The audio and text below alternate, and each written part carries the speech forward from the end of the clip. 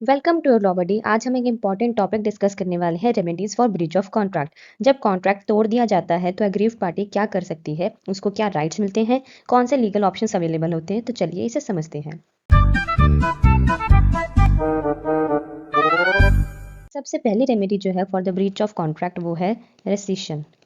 Rescission का मतलब मैंने आपको पहले ही बताया है, इसका मतलब होता है कॉन्ट्रैक्ट को कैंसिल करना। जब एक पार्टी कॉन्ट्रैक्ट तोड़ती है तो दूसरी पार्टी उस कॉन्ट्रैक्ट को कैंसिल कर सकती है और कह सकती है कि अब वो इस कॉन्ट्रैक्ट को आगे परफॉर्म नहीं करेगी। कोर्ट भी रेसिशन अलाउ कर सकती है जब कॉन्ट्रैक्ट जो है वो वॉइडेबल है या फिर कॉन्ट्रैक्ट जो है वो अनलॉफुल है।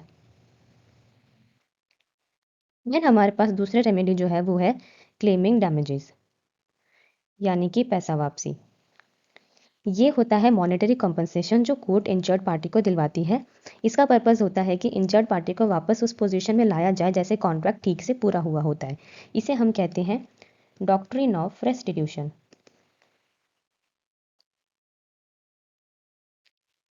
देन हमारे पास है third remedy which is quantum Marriott.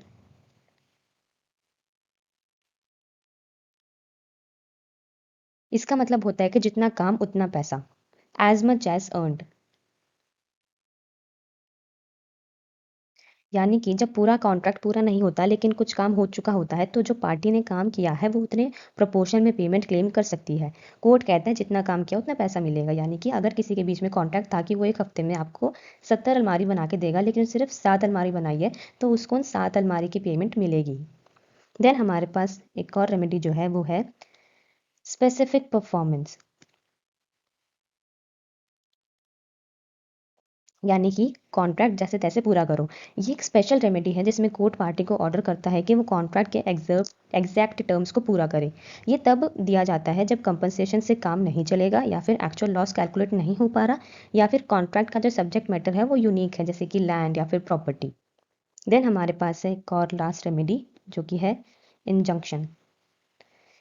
इसका मतलब होता है रोक लगाना। इंजंक्शन जो है एक कोर्ट का ऑर्डर होता है जिसमें किसी पर्सन को कुछ करने से रोका जाता है। जनरली ये यूज़ होता है जब कॉन्ट्रैक्ट में कोई नेगेटिव क्लॉज हो जैसे कि एम्प्लॉय को कॉम्पिटिटर के साथ काम ना करवाने की प्रॉमिस।